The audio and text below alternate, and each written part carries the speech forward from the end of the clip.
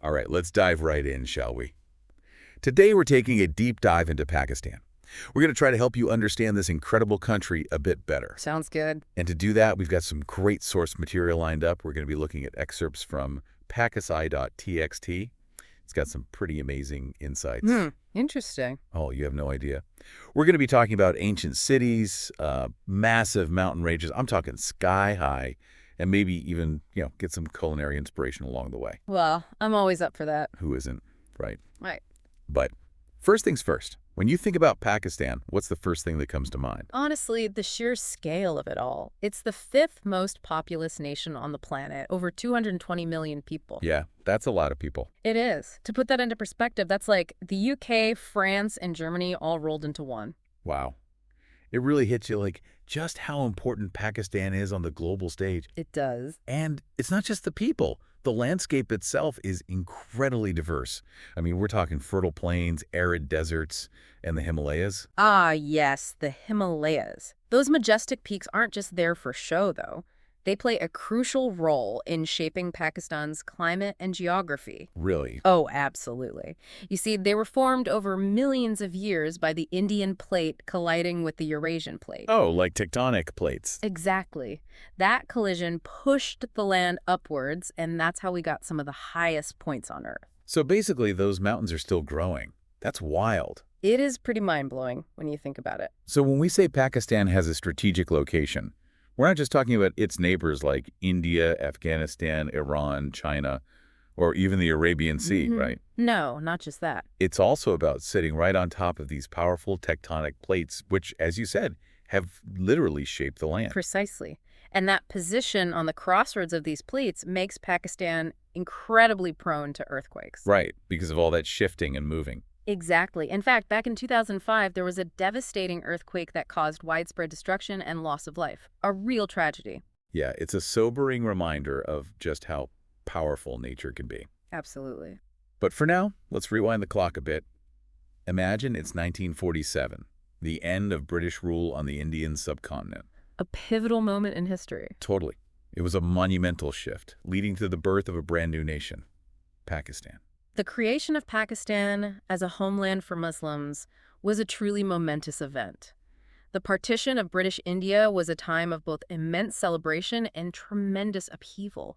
I mean, just imagine the challenges of carving out a whole new country from scratch. Right, like where do you even begin? Exactly. And to add to that, Pakistan wasn't even one solid chunk of land at first. No, it wasn't. It was actually divided into East and West Pakistan, with India right in the middle. That separation was a defining feature of Pakistan's early years. It ultimately led to the secession of East Pakistan in 1971. Which then became Bangladesh. Yes. Oh. It really highlights the complexities of Pakistan's birth and how those early decisions had a lasting impact. Absolutely. Okay, fast forward today. Pakistan is a federal parliamentary republic. So they have a president as the head of state and a prime minister who leads the government. Kind of similar to the system in India. You could say that. Although in Pakistan, the prime minister typically has more power. Makes sense. And like many other nations, Pakistan is divided into provinces and territories, each with his own distinct character, right? Definitely. You've got Punjab, Sindh, Khyber Pakhtunkhwa, Balochistan. Then there's the Islamabad Capital Territory, Gilgit-Baltistan, and Azad Jammu and Kashmir.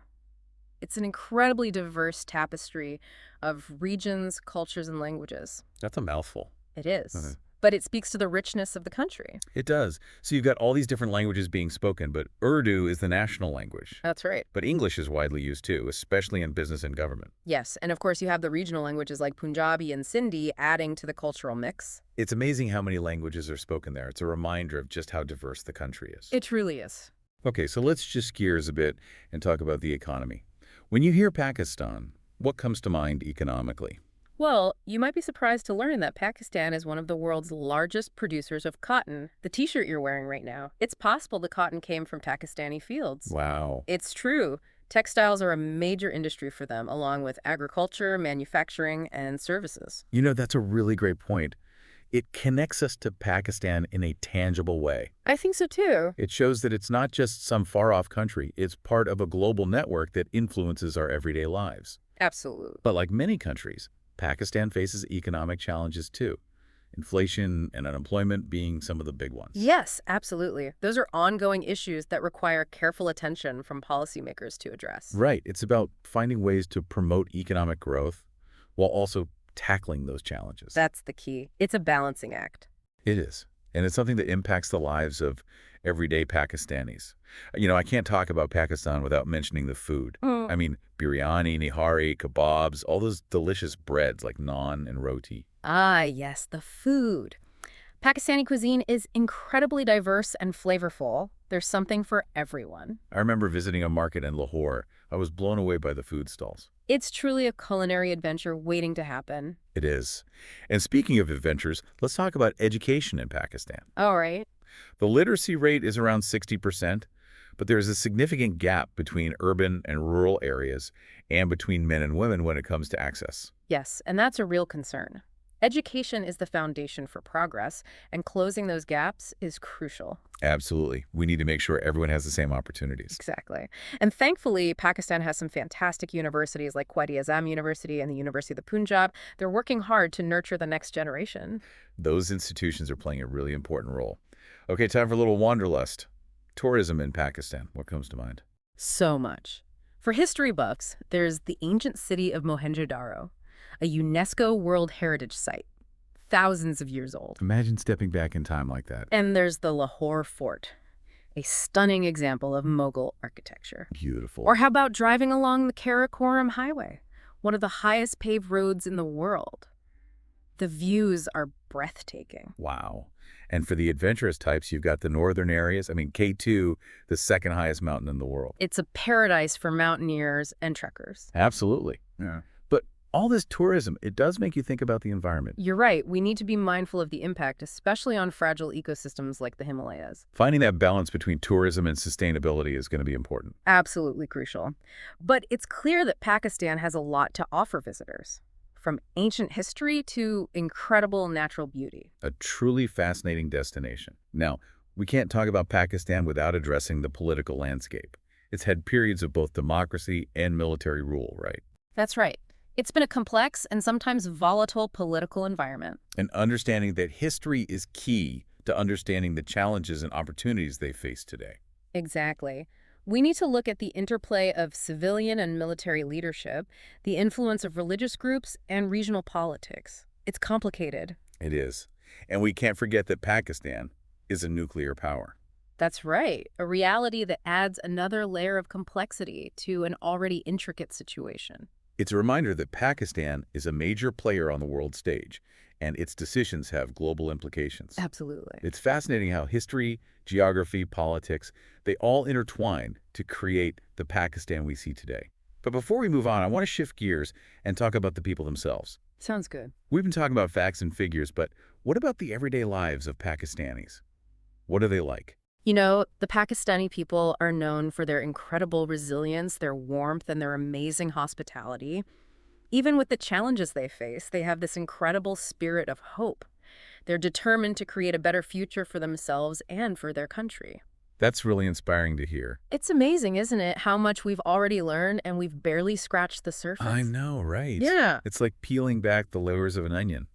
Each layer reveals something new and fascinating about Pakistan. That's a great analogy. Speaking of revealing layers, I was reading about Pakistan's diverse culture and came across something really interesting. Oh. We talked about Urdu, the official language, and those regional languages like Punjabi and Sindhi. Right. But did you know that Pakistan has a vibrant tradition of storytelling through music? Absolutely. Music is deeply ingrained in Pakistani culture. They have everything from traditional Sufi music to modern pop, a reflection of the country's diverse influences and artistic expressions. You mentioned Sufi music. I have to admit, I'm not really familiar with it. Oh, it's beautiful. Sufism is a mystical branch of Islam, and it emphasizes a personal connection with the divine. Interesting. Sufi music often expresses longing for union with God. It's very spiritual and incredibly moving. That's fascinating. It's a reminder that even within a single religion, You can have such a range of interpretations and expressions, Exactly. and it seems like music is such a powerful way to connect with those spiritual themes. Oh, absolutely. Music transcends language barriers. It speaks directly to the soul. It's a universal language. It really is a language that can evoke powerful emotions and connect people across cultures. And it's not just music that's thriving. There's a rich tradition of arts and crafts, too, Yes. from textiles and carpets to pottery and woodwork. Pakistani artisans are known for their skill and craftsmanship. Those skills are often passed down through generations, preserving those traditional techniques and artistic heritage. Each piece tells a story. It carries the legacy of those who came before. It's like a window into the soul of Pakistan, reflecting its history, beliefs, and cultural values. I love that. It's amazing how tradition and modernity coexist in Pakistan. You have these bustling cities with modern skyscrapers, and then you have ancient ruins and traditional villages. It's a country that's constantly evolving, constantly bridging that gap between its past and its future. It's that blend of old and new that makes it so unique. I agree. It keeps things interesting. Okay, let's talk about the role of religion in Pakistan. We mentioned earlier that Islam is the state religion, Right. and the vast majority of Pakistanis are Muslim. But it's important to remember that Islam in Pakistan is not a monolithic entity. No, it's not. There are different sects and schools of thought within Islam, each with their own interpretations and practices. You're absolutely right. Understanding the nuances of those different sects is crucial for understanding the social and political dynamics in Pakistan. So it's not enough to say that Pakistan is a Muslim-majority country. No, it's not. We need to look at the specific branches and interpretations of Islam that are present to really grasp the complexities of the religious landscape. Exactly. It's about recognizing that diversity within Islam and understanding how those differences shape societal norms, political discourse, even everyday life. And while we're on the topic of diversity, it's also important to remember that Pakistan has religious minorities as well. Yes, of course. Christians, Hindus, Sikhs, and others. Yeah. They all contribute to the rich cultural tapestry of the country. Absolutely. It's about appreciating the pluralism of Pakistani society and recognizing the contributions of all citizens, regardless of their beliefs. Okay, we've talked about the land, the history, the culture, the religion, but we haven't really delved into the challenges that Pakistan faces today. That's true. It's easy to romanticize a place from afar, but Pakistan, like any nation, has its share of struggles. One of the most pressing is poverty. Despite economic progress, a significant portion of the population still lives below the poverty line. And that leads to so many other issues. It does. Lack of access to education and healthcare, social inequality, unrest. It's a cycle that's really difficult to break. We talked about the efforts to improve education. But the reality is, for many families, putting food on the table is a daily struggle. That's the reality for a lot of people. And poverty doesn't exist in a vacuum.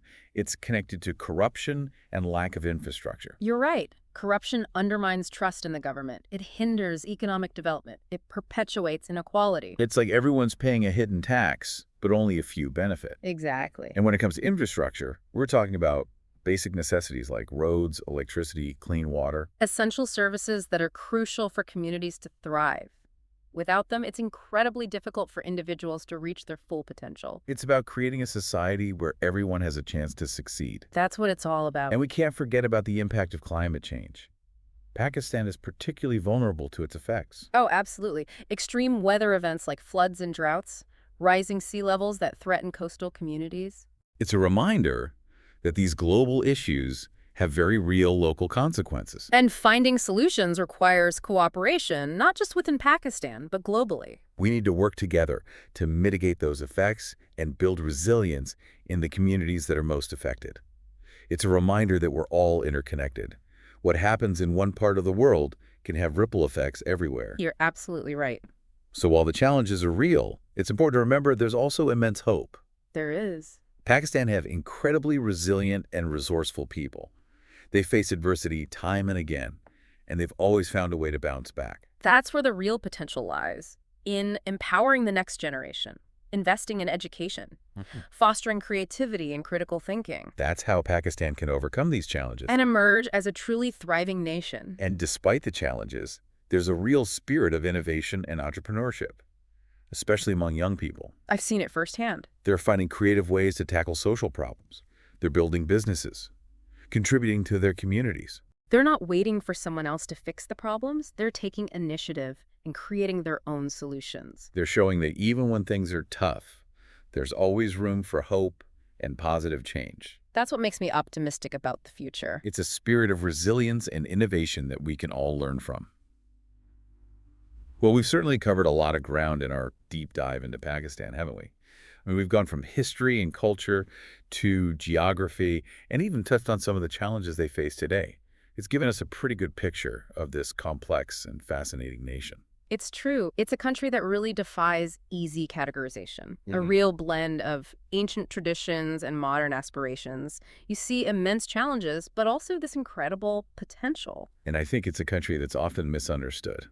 Too often, we only see the negative headlines. I agree. But as we've seen, there's so much more to Pakistan than that. Absolutely. Rich cultural heritage, stunning natural beauty, and resilient people. Not to mention incredibly warm and hospitable. We've talked about the poverty, the climate change, the corruption, but I don't want to lose sight of that incredible spirit of innovation and entrepreneurship we see, especially among young people. Oh, absolutely. They're not sitting around waiting for someone else to come up with solutions.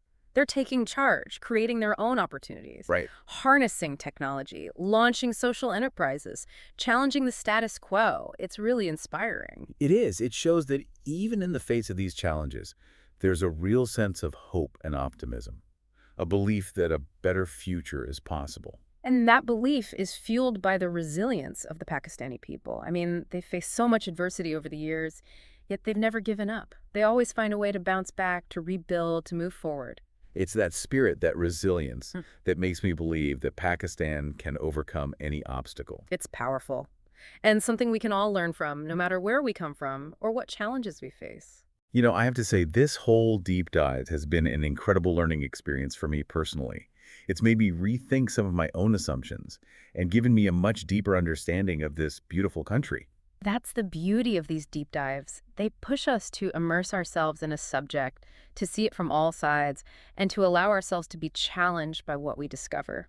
It's about going beyond the surface level and really engaging with the world around us. And I hope our listeners have felt that same sense of discovery and connection. Me too.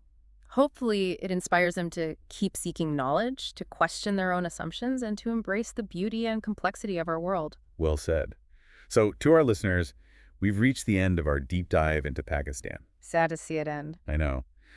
But it's really just the beginning of your own exploration.